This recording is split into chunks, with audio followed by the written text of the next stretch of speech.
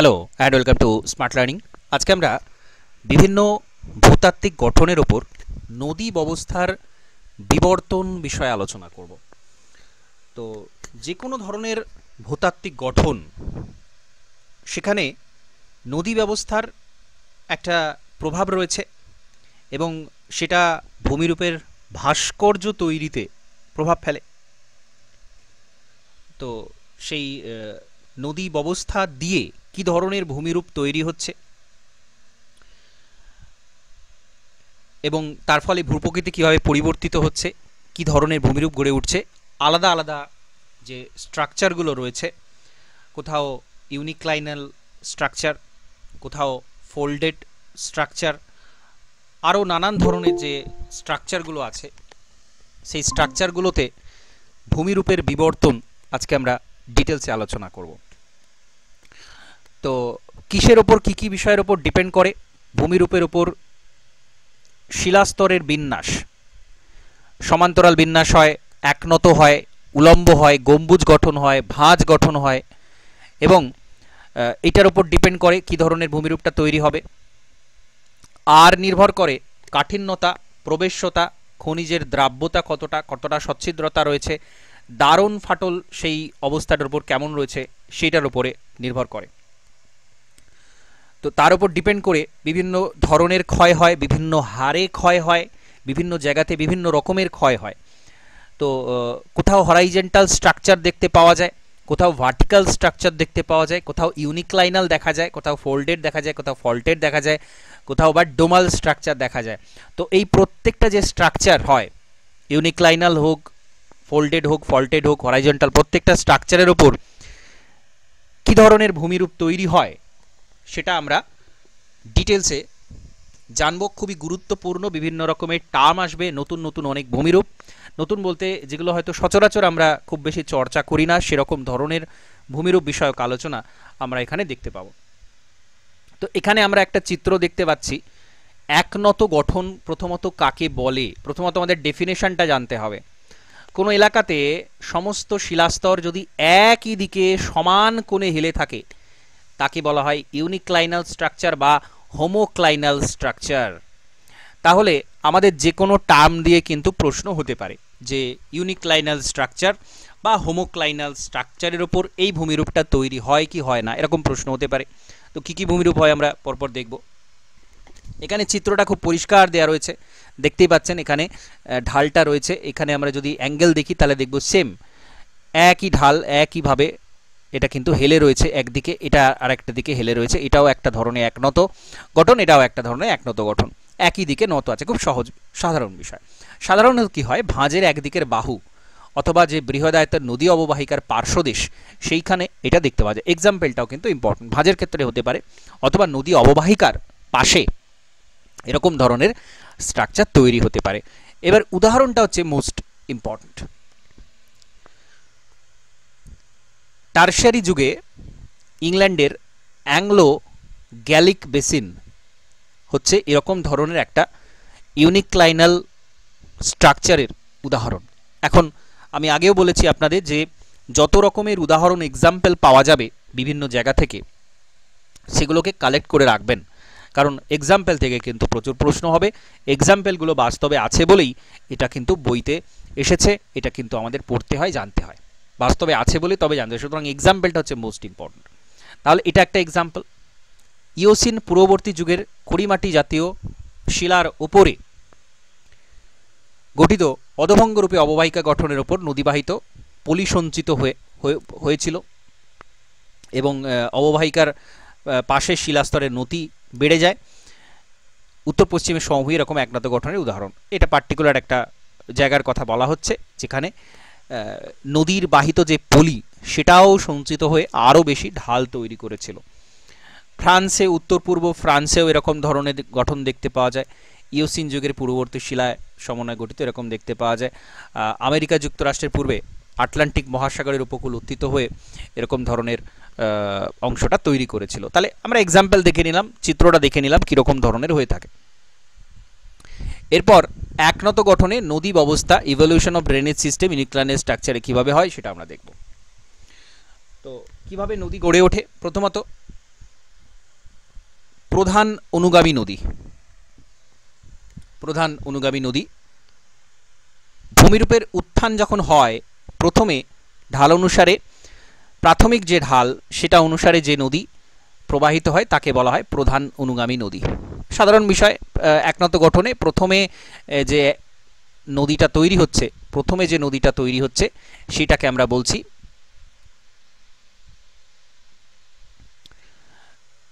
প্রধান অনুগামী নদী। এবার সেই নদী প্রবাহের সময় নিম্নক্ষয় করে উপত্যকার যে দুর্বলতর অংশ সেইখানে শিলা উন্মুক্ত হয়ে যায়, একে বলা হয় ভ্যালি ইন লেয়ার। খুব গুরুত্বপূর্ণ একটা এখানে আমরা টার্ম পাচ্ছি, একটা ভূমিরূপ পাচ্ছি, ভ্যালি ইন লেয়ার বা লায়ার। এখানে খুব সুন্দর ছবিটা দেখানো আছে, দেখুন ফার্স্ট স্টেজ, এই যে উপরের অংশটা ছবিটা দেখা যাচ্ছে তো, এই যে অংশটা, এটা প্রথমে নদী প্রবাহিত হচ্ছিল। দেখুন নদী প্রবাহিত হতে হতে নিম্নক্ষয় করতে করতে পরের যে লেয়ারটা সেটা উন্মুক্ত হয়ে পড়েছে, তাই তো? এটা দেখা যাচ্ছে কি বলুন, ছবিটা দেখা যাচ্ছে? হ্যাঁ স্যার, দেখা যাচ্ছে। হ্যাঁ, তাহলে এই যে ভেতরে শিলা বেরিয়ে পড়লো, শিলা উন্মুক্ত হয়ে পড়লো, নিচের শিলাটা উন্মুক্ত হয়ে পড়লো, এরকম ধরনের যে অংশ, এইটাকে বলা হচ্ছে ভ্যালি ইন লেয়ার। এটা ইউনিক্লাইনাল স্ট্রাকচারে দেখা যায়, এটা মোস্ট ইম্পর্ট্যান্ট একটা টার্ম, এখান থেকে প্রশ্ন হতে পারে। এবং উপত্যকার পার্শ্বদেশ থেকে ছোট ছোট রিল বা গালি তৈরি হয়। তাহলে এখানে আমরা একটা টার্ম পাচ্ছি ভ্যালি ইন লেয়ার। ছবিটা খুব স্পষ্ট দেয়া আছে, খুব সুন্দর দেয়া আছে, এটা থেকে এটা তৈরি করে নিতে। ভ্যালি ইন লেয়ারেরই ছবিটা এখানে দেয়া রয়েছে, খুব সুন্দর পার্শ্বচিত্র তৈরি করে এটা দেয়া রয়েছে। তাহলে এটা প্রধান অনুগামী নদীর উপত্যকায় তৈরি হয়। এবার এই জায়গাটা পার্শ্বদেশে রিল বা গালি সৃষ্টি হয়, অর্থাৎ এখানে এই যে দুর্বল শিলাটা উন্মুক্ত হয়ে পড়ল, সেইখানে আমরা জানি রিল ক্ষয় গালি ক্ষয় কখন হয়, যখন ভূমি দুর্বল থাকে, সাধারণত কোনো গাছপালার আবরণ থাকে না, সেখানে বৃষ্টিপাত বা জল প্রবাহের ফলে প্রথমে সিট ইরোশন হয়, চাদর ক্ষয়ের মতো হয়, তারপরে সেখানে নালি ক্ষয়, গালি ক্ষয় এবং সবশেষে ব্যাডল্যান্ড তৈরি হয়। তো যাই হোক, এখানে এই ধরনের জায়গাতে সেই দুর্বল শিলাটা উন্মুক্ত হয়ে পড়ার ফলে রিল ক্ষয় গালি ক্ষয় এটা দেখা যাচ্ছে। এরপর পরবর্তী নদী। তো এই যে পার্শ্বদেশ বরাবর যে রিল গালি তৈরি হয়েছিল, তার গভীরতা ক্রমশ বাড়তে থাকে। তো রিল বা গালি সেটা তৈরি হয় কেন? সেটা তৈরি হয় একটা প্রবাহের ফলে, খুব পাতলা প্রবাহ, নালি ক্ষয়। তারপরে প্রবাহর খাতটা যখন বড় হচ্ছে তখন সেটা গালি ক্ষয় বলা হচ্ছে, এবং সেটা যখন আরও বেশি বড় হয়ে যাচ্ছে সেটাকেই এখানে পরবর্তী নদী হিসেবে ধরা হচ্ছে। নদীগুলো মস্তদেশ ক্ষয়ের মাধ্যমে তাদের দৈর্ঘ্যটা আস্তে আস্তে বাড়াতে থাকে এবং সমস্ত অঞ্চল জুড়ে সেটা প্রতিষ্ঠিত হয়ে যায়। তো স্বাভাবিক, এর যে অংশ উপত্যকা, পাশাপাশি এখানে কিন্তু নদীগ্রাসও দেখা যায়, পরপর দুটো মিলে গেল, মিলে গিয়ে উপত্যকাটা এখানে দেখা যাবে চওড়া হয়ে যাবে, আরও বড় হয়ে যাবে। তো এই জিনিসটা এখানে দেখা যায়। আর একটা খুব গুরুত্বপূর্ণ বিষয়, যে কোনো পরবর্তী নদীর ক্ষেত্রেই শিলাস্তরের সেটা আয়াম বরাবর প্রবাহিত হয়, অর্থাৎ এইখানে আমরা অনুগামী নদীগুলো কি দেখছিলাম, এটা কিন্তু নদীর দিকে প্রবাহিত হয়। আর পরবর্তী নদীর ক্ষেত্রে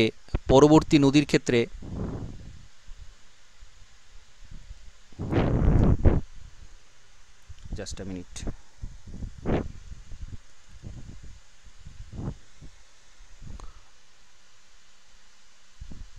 পরবর্তী নদীর ক্ষেত্রে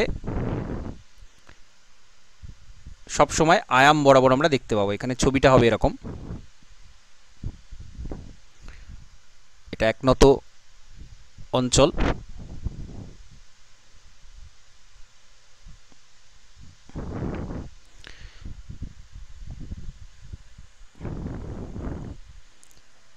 এটা হচ্ছে প্রধান অনুগামী নদী।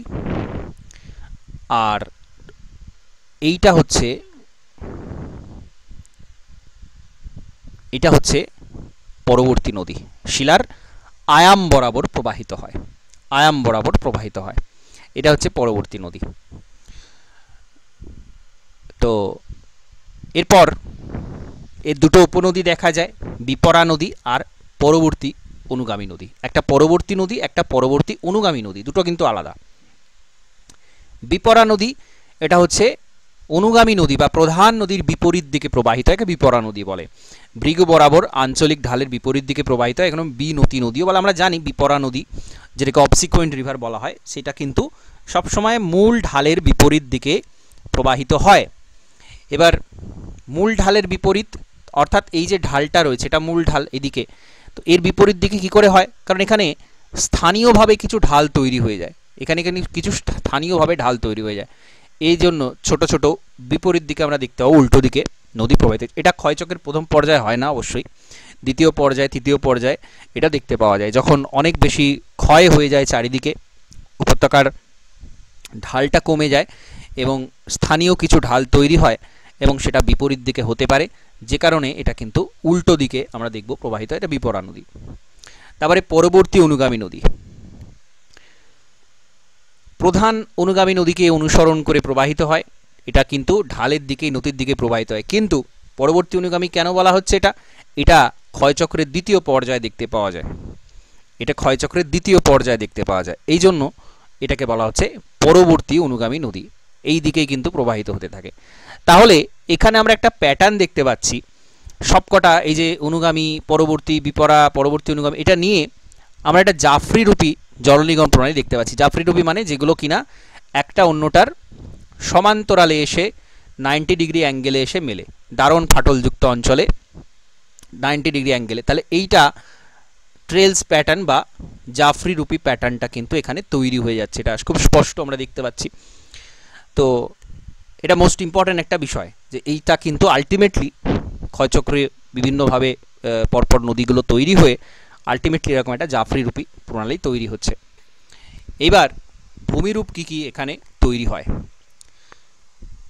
এখানে জাফরি রূপী নির্গম প্রণালীটা দেখানো রয়েছে, একেবারে ঢাল দিয়ে দেখানো রয়েছে, যেটা আমি ছবিতে দেখালাম সহজভাবে, এটা একটু অনেক কিছু দিয়ে বর্ণনা করে স্পষ্টভাবে আরও বেশি দেখানো আছে। এখানে আমরা দেখব নতি ঢাল, বিপরীত ঢাল, সব ঢালগুলো এখানে দেখানো আছে, পরপর পরপর একটু কঠিনভাবে দেখানো আছে, কিন্তু বিষয়টা হচ্ছে এরকম।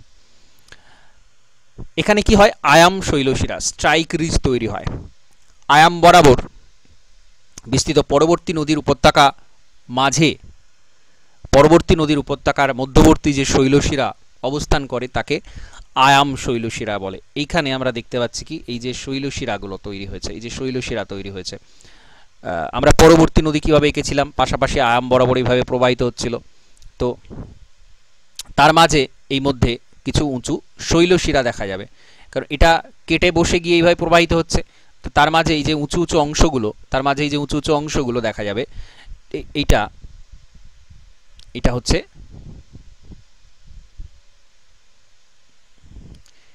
হচ্ছে স্ট্রাইক রিজ, আয়াম শৈলশিরা। আশা করছি বোঝাতে পেরেছি, এই যে উঁচু অংশ দুটো রয়েছে তার মাঝ বরাবর এইভাবে প্রবাহিত হচ্ছে। এটা নতি ঢাল আর ভৃগু ঢাল বা বিপরীত নতি ঢাল, এই দুটো কিন্তু খুব গুরুত্বপূর্ণ টার্ম। নতির অভিমুখে স্বাভাবিক, সেটা নতি ঢাল বলা হবে,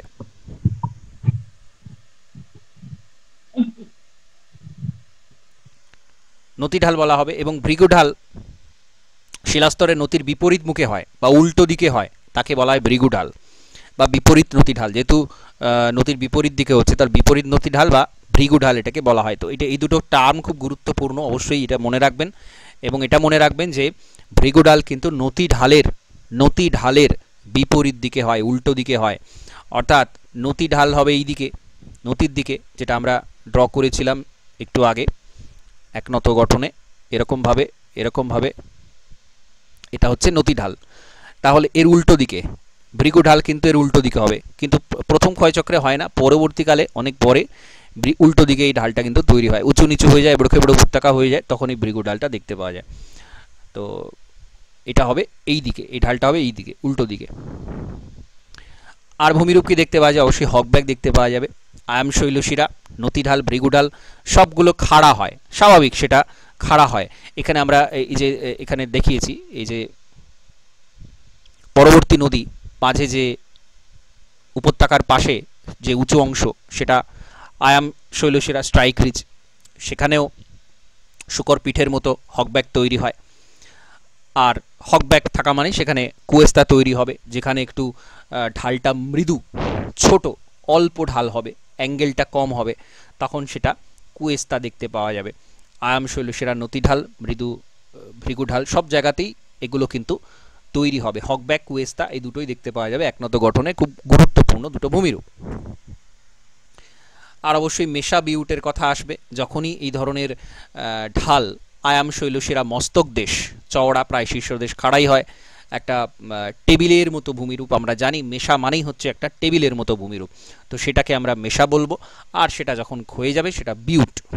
এটা আমাদের বেসিক ভূমিরূপ, আমরা অনেক জায়গাতে এটা পাই, বেসিক জিনিস, এটা আমরা জানি। তো এই যে শৈলশিরা ভৃগুঢালের উচ্চতা, এটা ডিপেন্ড করছে শৈলশিরা কতটা বড় তার উপরে, শিলাস্তরে বেদ কতটা, শিলাস্তরের নতির ওপর দূরত্ব কতটা, এইগুলো ওপর ডিপেন্ড করছে। ঠিক আছে, ইউনিক্লাইনাল শিফটিং এটা খুব গুরুত্বপূর্ণ। শৈলশিরাতে অসমান ঢালের সূত্র অনুযায়ী ভৃগু ঢালের দিকে বেশি ক্ষয় হয় এবং নতি ঢালের দিকে কম হয়, এটাকে বলা হচ্ছে ইউনিক্লাইনাল শিফটিং। এই টার্মটা মনে রাখবেন। ঠিক আছে, ভৃগু ঢাল, নতি ঢাল আমি একটু আগে বলেছি। নতি ঢালের বিপরীত দিকে, নতি ঢাল মানে হচ্ছে জানেন যে শিলাস্তরে যেদিকে ঢাল সেটা নতি ঢাল, তার উল্টো দিকে যে ঢাল সেটা হচ্ছে ভৃগু ঢাল। তো সেই ভৃগু ঢালের দিকে ক্ষয় বেশি যখন হয় এবং নতি ঢালের দিকে মৃদু হয়, সেইটাকে বলা হয় ইউনিক্লাইনাল শিফটিং। ঠিক আছে, আর এখানে এই লেখার মধ্যে ক্ষয়চক্রের ব্যাপারটা উল্লেখ করা নেই, কিন্তু যেটা নদীর ব্যবস্থার বিবর্তনের কথা বললাম সেটা কিন্তু বিভিন্ন ক্ষয়চক্রে হয়। আমরা জানি ওই যে বিপরা নদী বা পরবর্তী অনুগামী নদী, এগুলো কিন্তু ক্ষয়চক্রের পরবর্তী পর্যায়ে তৈরি হয়। তো সবকটা মিলিয়ে বিভিন্ন ক্ষয়চক্রের মধ্যে কিন্তু এত কিছু স্ট্রাকচারটা তৈরি হয়েছে, কারণ এটা স্বাভাবিক একটা ভূমিরূপ। সেই ভূমিরূপে অনেক ধরনের ভূমিরূপ যখন ডেভেলপড হবে, তার মধ্যে ছোট ছোট অনেক ভূমিরূপ যখন ডেভেলপ হয়, যে হকব্যাক, কুয়েস্তা, মেসা, বিউট, এগুলো হতে বহু বহু বছর সময় লাগে, কয়েক হাজার বছর সময় লাগে এগুলো হতে। সুতরাং তার মধ্যে নিশ্চয়ই একটা ক্ষয়চক্র সেখানে সেটা হয় না, সেটা হতে অনেক সময় লাগে, অনেকগুলো ক্ষয়চক্র হয়, অনেক নদী ব্যবস্থা, নতুন নতুন নদী প্রণালী গড়ে ওঠে, এবং নদী প্রণালী গড়ে ওঠা মানে সেখানে ক্ষয়ের হার বিভিন্ন রকমের হয়, নদী দ্বারা ক্ষয়, বায়ু প্রবাহ দ্বারা ক্ষয়, নানান রকমের ক্ষয় হতে হতে এতগুলো ভূমিরূপ তৈরি হয়। তাহলে একনত গঠনে এই ভূমিরূপগুলো কিন্তু খুব প্রমিনেন্ট এক একটা ভূমিরূপ। এরপরে এই যে স্থানান্তর, একনত স্থানান্তর, ইউনিক্লাইনাল সৃষ্টি, শৈলশিরার উচ্চতা, আয়তন দুটো কমে যায়, ক্ষয়চক্রের অন্তিম পর্যায়ে একটা সমতলীকরণ তল তৈরি করে, এখানে বিভিন্ন শিলা বলয়ের আকারে অবস্থান করে, এটিকে বলা হয় বেল্টেড আউটক্রপ প্লেন। তাহলে এই যে টার্মগুলো এইগুলো কিন্তু আলাদা করে, যেটা আপনাদের বলেছি, একটু খাতার মধ্যে তুলে রাখবেন। বেল্টেড আউটক্রপ প্লেন জিনিসটা কি, শুনতে একটু টার্মটা খটোমটো লাগতে পারে, বা হঠাৎ করে শুনলে মনে হতে পারে যে এটা ভয়ানক কঠিন জিনিস। এটা কিছুই নয়। এই যে এত ক্ষয়চক্র হলো, এত রকমভাবে হ্রাস পেল উচ্চতা, ভূমিরূপের উচ্চতা হ্রাস পেল, সেইখানে বিভিন্ন ধরনের শিলা সেগুলো বলয়ের মতো অবস্থান করে, অর্থাৎ এখানে এরকমভাবে এক একটা যেন বলয় শিলাগুলো অবস্থান করছে, বেল্টের মতো অবস্থান করছে, পরপর গোলাকারে অবস্থান করছে। এইটাকে বলা হচ্ছে বেল্টের মতো, এই যে বেল্টের মতো, বেল্টেড আউটক্রপ প্লেন। অর্থাৎ এখানে কিন্তু প্রায় সমতল হয়ে গেছে, প্লেন, ক্ষয়চক্রের অন্তিম পর্যায়ে চলে এসেছে, কিন্তু শিলাগুলো একটু কঠিন ছিল বলে তারা তাদের অস্তিত্ব টিকিয়ে রাখতে পেরেছে। এবং কেন এটাকে বেল্টেড বলা হচ্ছে, কারণ এটা বলয়ের আকারে, গোলাকারে পাশাপাশি ক্ষয়ীভূত শিলাগুলো অবস্থান করছে বলে একে বলা হচ্ছে বেল্টেড আউটক্রপ প্লেন। ঠিক আছে, তাহলে এটা একটা ইউনিক্লাইনাল স্ট্রাকচারের গুরুত্বপূর্ণ ভূমিরূপ। দ্বিতীয় ক্ষয়চক্রে এই যে বলয়িত সমতলীকরণ তল, এটা উত্থান হয়, নদীগুলো আবার নিম্নক্ষয় শুরু করে, পুনরায় আয়াম শৈলশিরা উপত্যকা, ভৃগুঢাল এগুলো তৈরি হয়, স্বাভাবিক। এই অবস্থায় চলে এসেছিল সেটা, সেই জায়গাটা আবার সেখানে যদি উত্থান হয়, আবার যদি একনত গঠনটা ফিরে আসে, নদী তার ক্ষয় ক্ষমতা ফিরে পাবে, আবার ক্ষয় করবে, আবার নতুন নতুন ভূমিরূপ তৈরি করবে। এটা হতে থাকে, চলতে থাকে। তখন কি হয়, আয়ামের শৈলশিরার মস্তক দেশ চওড়া, চ্যাপ্টা, সম উচ্চতা সম্পন্ন হয়। অর্থাৎ এই যে দ্বিতীয় ক্ষয়চক্র আবার শুরু হলো, আবার উচ্চতা তার বাড়লো, তার মস্তক দেশটা চওড়া চ্যাপ্টাকৃতি হয়, এটাকে বলা হচ্ছে বেভেল্ট এসকার্পমেন্ট। বেভেল্ট এসকার্পমেন্ট, ঠিক আছে। এটা তাহলে দ্বিতীয় ক্ষয়চক্রতে যেহেতু এদের উচ্চতা আরও বেশি বেড়ে যাচ্ছে, তখন এই ভূমিরূপটার নাম দেয়া হচ্ছে বেভেল্ট এসকার্পমেন্ট। এই ভৃগুদেশগুলো একনাদ স্থানান্তরে সংকুচিত হয়, নদী গ্রাস্য জড়িত হয়, এভাবে দ্বিতীয় ক্ষয়চক্রে পুনরায় বলয়িত সমতিকরণ উন্মুক্ত তলে পরিণত। অর্থাৎ এটা তো স্থায়ী নয়, আবার এর উচ্চতা কমবে, আবার কিন্তু সেটা বেল্টেড আউটক্রপ প্লেনে পরিণত হবে। তাহলে একবার বেল্টেড আউটক্রপ প্লেনে পরিণত হলো, আবার যদি উত্থান হয়, ভূমিরূপের উত্থান হয়, সেটা বেভেল্ট এসকার্পমেন্ট তৈরি হবে, তারপর আবার ক্ষয় হলে আবার সেটা বেল্টেড আউটক্রপ প্লেনে পরিণত হবে। সাধারণ ব্যাপার, একদমই সাধারণ ব্যাপার, ঠিক আছে। এখানে হয়তো টার্মগুলো একটু কঠিন মনে হতে পারে, কিন্তু ব্যাপারটাকে সাধারণভাবে ভাববেন, একদমই কিছু এর মধ্যে কঠিন কিছু নেই। পরপর এইভাবে ধাপে ধাপে ভূমিরূপগুলো তৈরি হচ্ছে। আর এর আগে নদীর যে কথাগুলো বলেছি আমি, নদীর ক্ষেত্রে যেগুলো বলেছি, এই নদীর যে জেনেটিক ক্লাসিফিকেশান আছে আমাদের, পূর্ববর্তী নদী, পরবর্তী নদী, লম্ব অনুগামী নদী, এই যে প্যাটার্ন কখন তৈরি হয়, কিভাবে তৈরি হয়, ওখানেই কিন্তু এগুলো ডিটেলসে রয়েছে। সুতরাং এটা যখনই যে কোনো ভূমিরূপের ক্ষেত্রেই এই নদীগুলোর কথা আসবে, তাদের উৎপত্তিটা একইভাবে হবে, তাদের যে বৈশিষ্ট্য সেগুলো কিন্তু একই রকম হবে। তো ইউনিক্লাইনারের ক্ষেত্রে সেটা আলাদা কিছু নয়, ইউনিক্লাইনাতেও এরকম ধরনেরই ভূমিরূপগুলো পরপর তৈরি হয়। এবং ফাইনালি এই যে ভূমিরূপ, এই যে টার্মগুলো, যেটা বারবার বলছি যে এখানে আলাদা কিছু নেই, শুধু এই যে টার্মগুলো আছে, এই টার্মগুলোকে একটু ভালো করে তৈরি করতে হবে। এবার ফোল্ডেড স্ট্রাকচার। ফোল্ডেড স্ট্রাকচারটা কিন্তু খুব ইজি, খুব ইজি, কারণ এটা বিভিন্ন সিলেবাসে রয়েছে, চর্চার মধ্যে থাকে। ভাঁজযুক্ত গঠন আমরা জানি, শিলাস্তরে সংকোচন বল হয় এবং তার ফলে ঊর্ধ্ববঙ্গ অধবঙ্গ তৈরি হয়, সেটাকে ভাঁজযুক্ত গঠন বলা হয়। আলপসের জুরা পর্বত, ভারতের শিবালিক পর্বত, এরকম ভাঁজযুক্ত গঠন দেখতে পাওয়া যায়। এবার এখানে যখন ইভ্যালুয়েশন হচ্ছে, স্ট্রাকচার ইভ্যালুয়েশন হচ্ছে, তখন বিভিন্ন ক্ষয়চক্রে বিভিন্ন রকম নদী তৈরি হয়। তো প্রাথমিক ক্ষয়চক্র, প্রথমে যে ফার্স্ট সাইকেল অফ ইরোশন, প্রথম যখন ক্ষয়চক্র ভাঁজযুক্ত গঠনে হয়, তখন অধভঙ্গ বরাবর অনুগামী নদী, কনসিকুয়েন্ট রিভার, সেটা তৈরি হয়। অধবঙ্গে কনসিকুয়েন্ট নদী, এটা প্রত্যেকেরই জানা, বৈপরীত্য ভূমিরূপের শুরুটা এরকমই হয়, সূত্রপাত এরকমই হয়, যেটা অধবঙ্গ থাকে সেখানে অনুগামী নদী, কনসিকুয়েন্ট রিভার তৈরি হয়। এখন এগুলো সরাসরি ডাইরেক্ট কোয়েশ্চেন হয়, আপনারা দেখেছেন নেট সেটের কোয়েশ্চেনে হয়, যে কোনো কোয়েশ্চেনে কিন্তু এই যে ভাঁজযুক্ত গঠনে প্রথম ক্ষয়চক্রে কী নদী তৈরি হয় অধবঙ্গে, সেটা কিন্তু বারবার বিভিন্ন জায়গাতে দেখবেন প্রশ্ন হয়, প্রশ্ন ফিরে আসে। তো এটা যে কোনো স্ট্রাকচারের ক্ষেত্রে হতে পারে, ইউনিক্লাইনালে হতে পারে, হরাইজন্টালে হতে পারে, ডোমাল স্ট্রাকচার, যে কোনো স্ট্রাকচারেরই কিন্তু জিজ্ঞাসা করা হতে পারে যে প্রথম সাইকেল অফ ইরোশনে, ফার্স্ট সাইকেল অফ ইরোশনে কী ধরনের নদী গড়ে ওঠে বা কী ধরনের কী ভূমিরূপ গড়ে ওঠে সেগুলো। তো যাই হোক, অধবঙ্গের ঢাল অনুসারে এটা তৈরি হয়। সেকেন্ড স্টেজে অনুগামী নদীর আড়াআড়ি দিকে উপনদী তৈরি হয়, এটাকে লম্ব অনুগামী নদী বা টার্মহাস কনসিকুয়েন্ট রিভার বলা হয়, টার্মহাস কনসিকুয়েন্ট রিভার বলা হয়। ভাঁজের ঢাল বরাবর অনুগামী নদী, অর্থাৎ এই যে ঢাল বরাবর, দুটো বাহু বরাবর যেটা তৈরি হলো। এবার লম্ব অনুগামী নদী বা ট্রান্সভার্স কনসিকুয়েন্ট রিভার যেটা, সেটা দ্রুত নিম্নক্ষয় করতে পারে, কারণ তার ঢালটা বেশি হয়। হেডওয়ার্ড ইরোশনও দেখতে পাওয়া যায়, মস্তকমুখী ক্ষয় দেখতে পাওয়া যায়। তারপরের স্টেজে ঊর্ধ্ববঙ্গের শীর্ষদেশ অনুগামী নদী পৌঁছায়, পরবর্তী পর্যায়ে প্রাথমিক অনুগামী নদী, সমান্তরাল সাব সিকোয়েন্টারি স্ট্রিম যেটাকে বলা হয়, অনুদৈর্ঘ্য অনুগামী নদী সমান্তরালে সাবসিকুয়েন্ট স্ট্রিম সেটা তৈরি হয়। এর পাশাপাশি আমরা দেখতে পাচ্ছি এখানে দেখানো রয়েছে, এখানে পাশাপাশি আরও অন্যান্য নদী সাবসিকুয়েন্ট তৈরি হয়। তো এই যে পরবর্তী নদী খাড়াতল দ্বারা আবদ্ধ থাকে, উপত্যকায় আয়াম বরাবর তৈরি হতে দেখতে পাওয়া যায়। তো এখানে কিন্তু আয়াম বরাবর উপত্যকার যে আয়াম, সেই আয়াম বরাবর এইখানে আরও নদী এখানে দেখতে পাওয়া যায়, তৈরি হয় পরপর নদী। তো পরবর্তী নদী যেহেতু দুর্বল শিলার উপর তৈরি, গভীরীকরণ চলতে থাকে পরবর্তী নদীর ক্ষেত্রে। এই যে অংশটা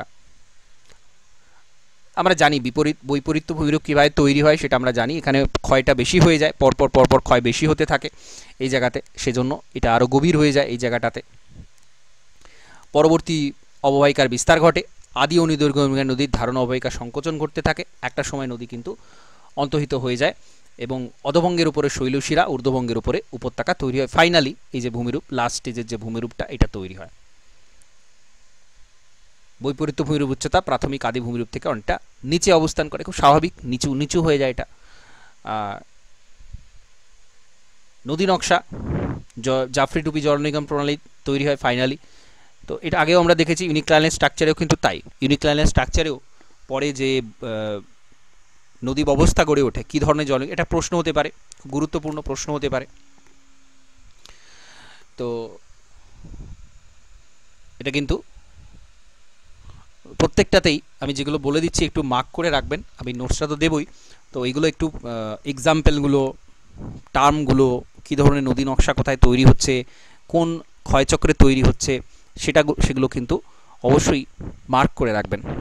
তো এখানেও জাফরি রূপী টেলস প্যাটার্নটা দেখতে পাওয়া যাচ্ছে। কেন দেখতে পাওয়া যাচ্ছে? খুব স্বাভাবিক, জাফরি রূপী তৈরি হয় যেখানে দারুণ ফাটল প্রচুর রয়েছে, ভাঁজযুক্ত চ্যুতিযুক্ত যে সমস্ত অঞ্চল, সেখানে কিন্তু এই জাফরি রূপী জলনির্গমন প্রণালীটা দেখতে পাওয়া যায়।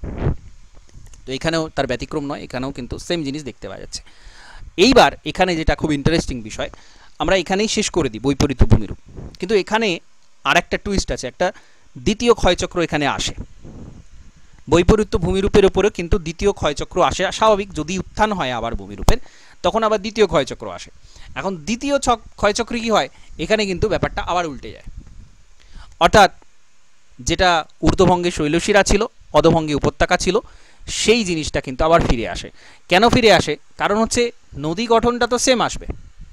নদী তো জানে না এখানে উপত্যকাতে সে অবস্থান করছে নাকি শৈলশিরা অবস্থান করছে, সেটা নদী জানে না। তো নদী নদীর মতো ক্ষয় করে। তো এই যে জিনিসটা তৈরি হয়েছিল, আবার এখানে নদী তৈরি হয়, এখানে নদী তৈরি হয়, এখানে নদী তৈরি হয়, এবং উত্থান হয়েছে। তো ব্যাপক হারে ক্ষয়চক্র চলতে থাকে এবং জিনিসটা ঠিক আবার উল্টে যায়। তো দুবার উল্টানোর ফলে পূর্ববর্তী যে অবস্থা ছিল এই অবস্থায় আবার চলে আসে। অর্থাৎ এখানে এরকম ছিল, এই জায়গা থেকে এটা, এবং ফাইনালি দ্বিতীয় ক্ষয়চক্রে কিন্তু প্রথম অবস্থার আবার পুনঃসংস্থাপন দেখতে পাওয়া যায়। এবার এইখানে নদী উপত্যকায় যে রিসিকুয়েন্ট রিভার, কোমল শিলার উপর নদী উপত্যকা যেটা তৈরি হচ্ছে, সেটা রিসিকুয়েন্ট পুনর্ভবা নদী বলে।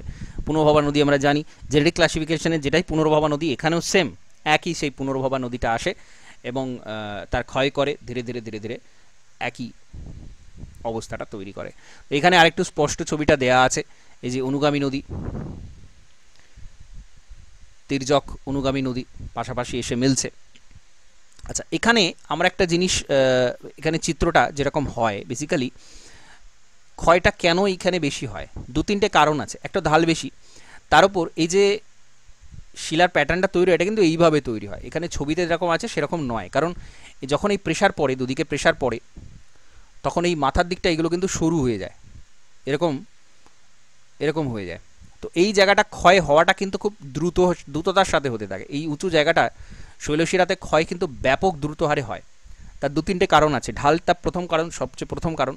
দ্বিতীয় হচ্ছে এখানকার শিলার যে বেন্ড, সেটা অনেক বেশি থাকে, বেন্ডটা বেশি থাকে, সরু হয় অনেক বেশি। এখানকার যে শিলাস্তর এখানটা সবচেয়ে সরু জায়গা, এই জায়গাটা সবচেয়ে কম সরু, কারণ বেন্ড প্রচুর বেশি, এখানে চট করে ক্ষয়টা হয়ে যেতে পারে।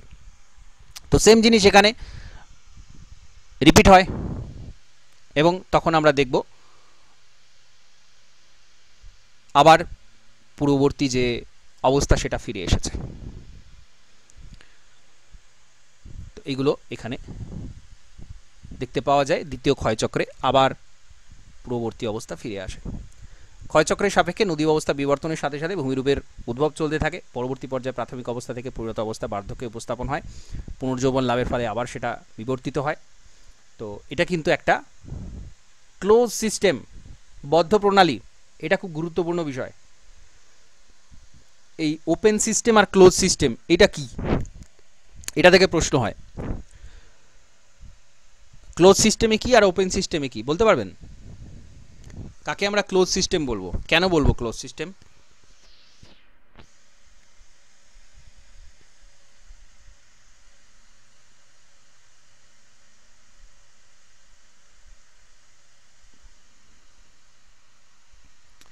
বেসিক্যালি যে সিস্টেমে বাইরে থেকে কোনো কিছু আসছে না, মানে যেটা শব্দের যে মিনিং, শব্দার্থ যেটা, সেটাই কিন্তু এর মানে। এখানে শক্তিটা বাইরে থেকে আসে না, এখানেই শক্তিটা কাজ করে। এই যে নদীর কাজ আছে, পুরোপুরি এখানে কিন্তু বাইরের কোনো শক্তি কাজ করছে না, এখানে শুধুমাত্র নদী দ্বারাই বিবর্তিত হচ্ছে, নদী দ্বারাই সব কিছু চলছে। তো এটা একটা ক্লোজ সিস্টেম। দেখবেন বাস্তুতন্ত্রের ক্ষেত্রে এরকম হয়, বাস্তুতন্ত্র বা সেটা ওপেন সিস্টেম না ক্লোজ সিস্টেম, নানা রকম এরকম ধরনের প্রশ্ন দেখা যায়। মানে ওপেন সিস্টেম ক্লোজ সিস্টেমের মিনিংটা একটাই, যে সিস্টেমটাতে বাইরে থেকে কিছু আসছে না বা বাইরে কিছু যাচ্ছে না, সেটা হচ্ছে ক্লোজ সিস্টেম। আর ওপেন সিস্টেম যেটা, যেখানে কিন্তু বাইরে থেকে কিছু আসছে বা বাইরে কিছু যাচ্ছে, সেটা হচ্ছে ওপেন সিস্টেম। খুব সাধারণ অর্থে শব্দার্থ থেকেই কিন্তু এর মিনিংটা আসছে। তো এখানে এই যে পুরো ব্যবস্থাটা, ভাঁজযুক্ত গঠনের যে নদী ব্যবস্থার বিবর্তন প্রথম দ্বিতীয় ক্ষয়চক্রতে, সেটাকে আমরা একটা ক্লোজ সিস্টেম বলতে পারি।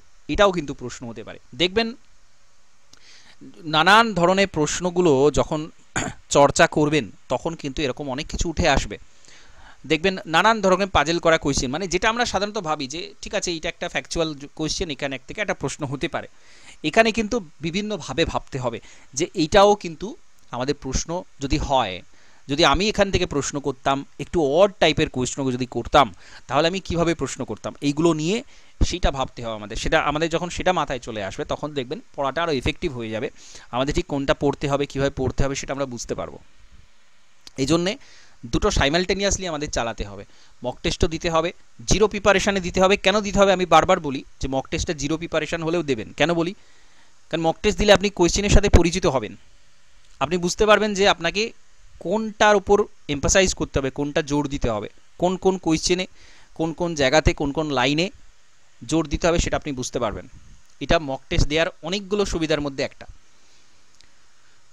ইংলিশ ভার্সানে আমি দিয়েছিলাম কোয়েশ্চেন এর আগেরটা, সেটা আমি জানি না কতজন টেস্ট দিয়েছিলেন। কোয়েশ্চেন এমন কিছু কঠিন ছিল না, কিন্তু জাস্ট পিএসসির যে ইংলিশ মিডিয়াম স্কুলগুলো হয় সেখানে পরীক্ষা দিলে সেটার ক্ষেত্রে কেমন ধরনের হতে পারে, কি অসুবিধা সুবিধা হচ্ছে সেটা জানা, কতটা টাইম লাগছে সেটা বোঝা, ইংলিশ টার্মগুলোর সাথে সঠিকভাবে পরিচিতি আছে কিনা সেটা বোঝা, এইসব অনেক কিছুর জন্য আমি দিয়েছিলাম। হ্যাঁ, হ্যাঁ বলুন। বলছি ওই ইংলিশ কোশ্চেনটা নিয়ে যদি একদিন একটু আলোচনা করে দিতেন, মানে কোশ্চেনগুলো বুঝিয়ে বুঝিয়ে বেশ খুব ভালো বেশ। হতো। আপনি কি মানে অ্যাটেম্প করেছিলেন নাকি দেখার পরে রেখে দিয়েছেন যে না ঠিক আছে পরে দেবো বা এরকম কিছু? না স্যার, অনেকগুলো কোশ্চেন বুঝতে পেরেছি, আর অনেকগুলো কোশ্চেন এমন আছে যেগুলো বুঝতে পারিনি, মানে ঠিক করে, ওই জন্য। বেশ, এগুলো আমি জিজ্ঞাসা করার পরে বলবেন না, এগুলো আগে বলবেন। মানে ধরুন আমি এটা জিজ্ঞাসা করছি বলে কেন বলবেন, আপনি এটা তো জিজ্ঞাসা করে নেওয়া দরকার যে স্যার এই জায়গাটায় প্রবলেম হচ্ছে, বা যে কোনো মক টেস্টের কোয়েশ্চেন, বাংলা মিডিয়ামে হোক ইংলিশ মিডিয়ামের কোয়েশ্চেন হোক, যেখানে যা কিছু সমস্যা হবে সেটা সরাসরি জানাবেন। নাহলে কিন্তু সেটা অ্যাক্টিভ লার্নিং হবে না, স্টাডির মধ্যে থাকবেন না আপনি। মানে এখন আপনি কেন পরে জানালেন, কারণ আপনি সে ততটা গুরুত্ব দেননি যে ঠিক আছে ওকে এখন তো পরীক্ষার নোটিশ দেয়নি, এখন কবে হবে কী হবে, পরে হবে, এগুলো এই জিনিসটা করবেন না। পড়ছেন যখন একদম সিরিয়াসলি পড়বেন, যেখানে যা সমস্যা হবে সরাসরি বলবেন, জানাবেন, অ্যাক্টিভ থাকবেন, তবে কিন্তু এফেক্টিভ স্টাডি হবে, তবে যেটা চুপ করতে চাইছেন সেটা হবে, নাহলে কিন্তু সেটা হবে না। তো যাই হোক, এগুলোর উপর একটু গুরুত্ব দিন। আর এগুলো আমি যতটা সম্ভব আপনাদের দেয়ার সেগুলো দেবো, সেভাবে করাবো, কিন্তু অ্যাক্টিভ আপনাদের থাকতে হবে। কারণ আমি তো আপনাদের পড়িয়ে মানে বুঝিয়ে দিলাম সব কিছু যতটা সম্ভব সহজ করা যায়, কিভাবে পড়বেন যেটা সবচেয়ে মোস্ট ইম্পর্টেন্ট সেগুলো বললাম। সেটার পরে কিন্তু বাকি আপনাদের পরিশ্রমটা থেকে যায়, তো সেটা একটু করুন, সেগুলো অ্যাক্টিভ থাকুন। ঠিক আছে, আমি অবশ্যই ওটা বলবো, ওটা নিয়ে আমি এর আগেও ভেবেছি, কিন্তু আমি সেরকম রেসপন্স পাচ্ছি না যে ঠিক আছে স্যার এটা করছি বা এটা এই জায়গাতে আটকাচ্ছে। এগুলো তো বোঝা যায় কি কত অ্যাক্টিভ আছে, এইগুলোর মাধ্যমে বোঝা যায়। তো আপনারা একটু এগুলো করুন, চর্চা করুন, চর্চাটা নিয়ে চলে আসুন, নাহলে কিন্তু পরীক্ষা যখন হবে তখন কিন্তু সেগুলো সব সামলাতে পারবেন না। যথেষ্ট ডেপথে কোয়েশ্চেন হয়, যথেষ্ট ডেপথে কোয়েশ্চেন হয়, এবং এই রকম ধরনের টার্ম বেসড কোয়েশ্চেন প্রচুর পাবেন, খুঁজে পাবেন না এটা কোথা থেকে দিল যদি না বেসিক জিনিস পড়েন। এই জন্য আমি সমস্ত আপনাদের ধরে ধরে বেসিক পড়াচ্ছি, এত ডিটেলসে কিন্তু পাবেন না, এরকমভাবে এত ডিটেলসে কোথাও পাবেন না। তো আমি কিন্তু সেইভাবে করাচ্ছি আপনাদের, যাতে করে কোনো জায়গাতে কোনো ফাঁক না থাকে। তো আপনারা সেই জায়গাটা তৈরি করুন, প্রত্যেকটা নোটসে দেখবেন ডিটেলস ডেসক্রিপটিভ নোটস আছে প্রত্যেক জায়গা থেকে, সেইগুলো হাইলাইট করা আছে কোনগুলো থেকে প্রশ্ন হবে, বা আমি পড়ানোর সময় বলে দিই কোনগুলো থেকে প্রশ্ন হবে, সেগুলো সমস্ত কিছু যেভাবে বলছি সেভাবে করতে থাকুন, দেখবেন পরীক্ষাটা স্মুথলি দিতে পারবেন, পরীক্ষার সময় এক্সট্রা কোনো প্রেশার থাকবে না। ঠিক আছে, এগুলো করুন। তো স্ট্রাকচার এখানে পরপর দেয়া আছে, এখানে ছবি দেখুন, ভাঁজ গঠনে যে ভূমিরূপগুলো রয়েছে সেগুলো পরপর আছে, দেয়া আছে। আমি সবকটা গঠন পড়াবো। এই চ্যাপ্টারটা যথেষ্ট ইম্পর্টেন্ট চ্যাপ্টার, একটু অড চ্যাপ্টার, অনেকগুলো স্ট্রাকচার আছে, প্রত্যেকটা স্ট্রাকচারে কি ভূমিরূপ তৈরি হয় সেগুলো আমি পরপর পড়াবো, একটু সময় নিয়ে পড়াবো। আপনারাও কিন্তু খুব ভালো করে এটা তৈরি করে নেবেন। আবারও বলছি, এখান থেকে কিন্তু অনেক প্রশ্ন দেখতে পাবেন। জিওমরফোলজির একটা মোস্ট ইম্পর্টেন্ট জায়গা এটা, যত রকমের স্ট্রাকচার হয় সব স্ট্রাকচার থেকে কিন্তু কোয়েশ্চেন আসবে। ওকে, আমি ধরে ধরে পড়াচ্ছি এই দুটো, আমি এক্সট্রা এখানে আর কিছু বলছি না। আপনাদের যদি কিছু জিজ্ঞাসা করার থাকে, প্রশ্ন থাকে, সেটা করতে পারেন টপিকের উপর থেকে।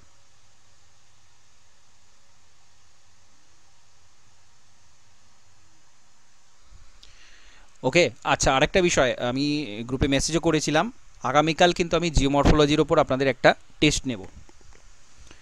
জিওমরফোলজি পুরো সিলেবাস কভার হয়নি, সময় লাগবে একটু, কিন্তু টেস্টটা আপনারা দেবেন।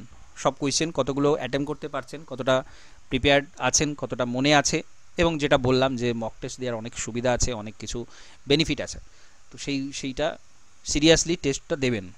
কোয়েশ্চেন দেব, কত স্কোর আসছে আনসার দেওয়ার পরে আপনারা অবশ্যই কিন্তু সেটা গ্রুপে জানাবেন যে এতটা আসছে, বা এই জায়গাতে সুবিধা অসুবিধা আছে। সুবিধা অসুবিধাটা আমাকে পার্সোনালি বলবেন যে স্যার এইখানে এই অসুবিধা হচ্ছে বা এই সুবিধা হচ্ছে, এতটা পড়া হচ্ছে, কোথাও হচ্ছে কি হচ্ছে না, যাবতীয় যা যা সমস্যা হচ্ছে আমাকে অবশ্যই জানাবেন সরাসরি।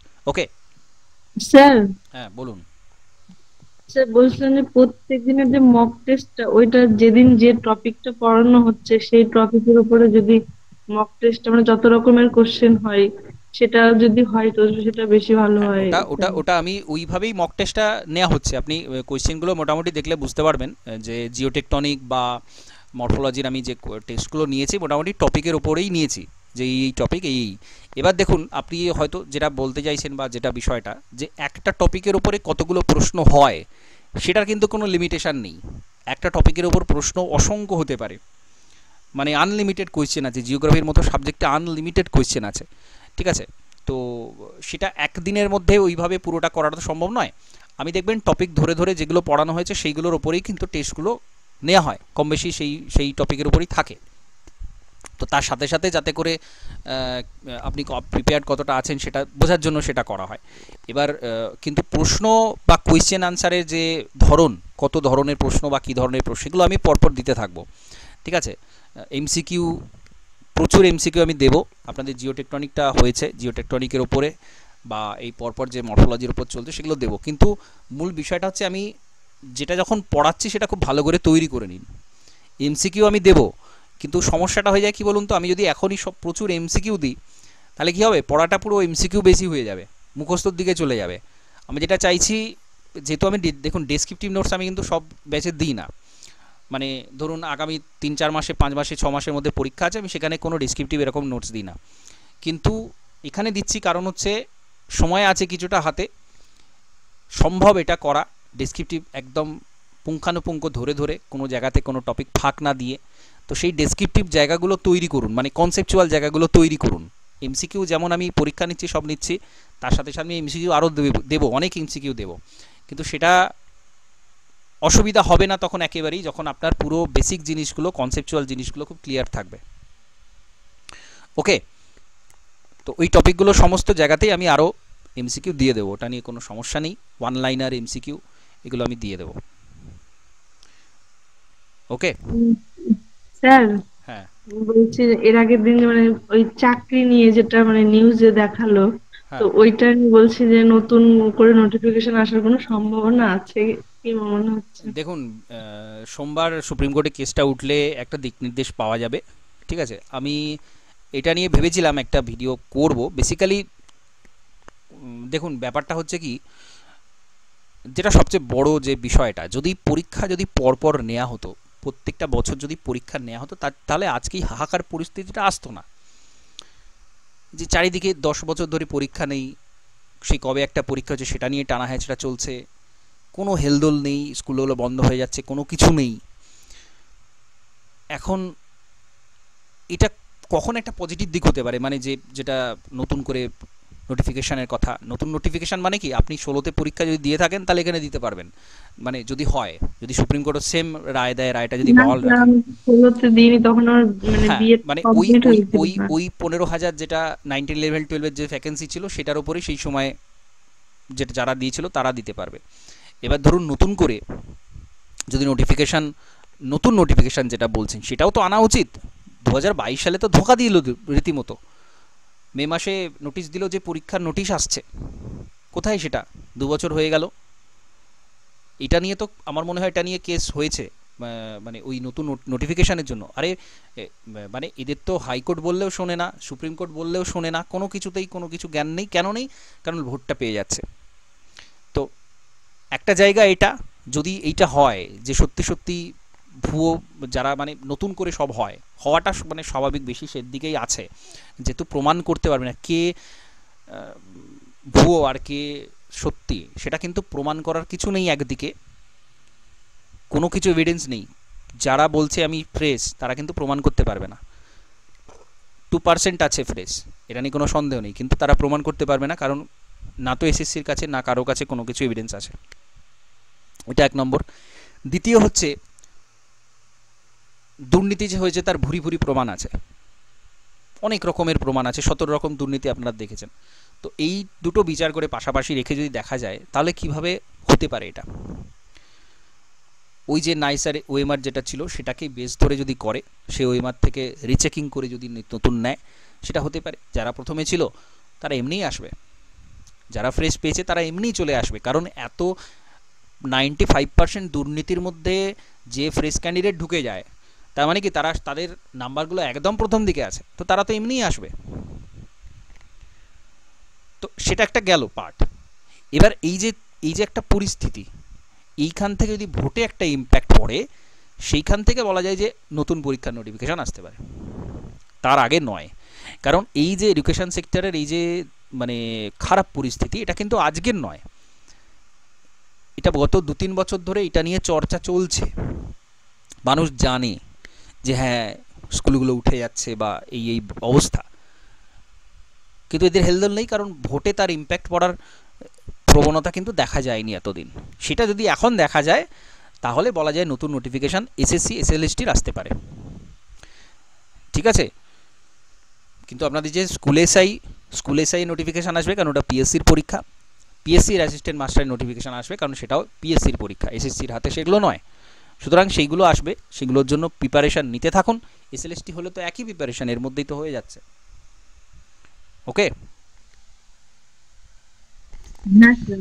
হ্যাঁ, তো ঠিক আছে, আমি দেখছি ওটা নিয়ে যদি মানে একটা আলাদা করে ভিডিও করা যায়, যাতে করে ব্যাপারটা, অনেকে ধন্দে আছে নানা রকম বিষয়টা, সোমবার দিনটা যাক, সুপ্রিম কোর্ট কি বলছে দেখা যাক, তারপরে সেটা নিয়ে কিছু বলা যাবে। ওকে, তো ঠিক আছে, আজ ক্লাসটা এখানে কমপ্লিট করছি। নমস্কার, ধন্যবাদ।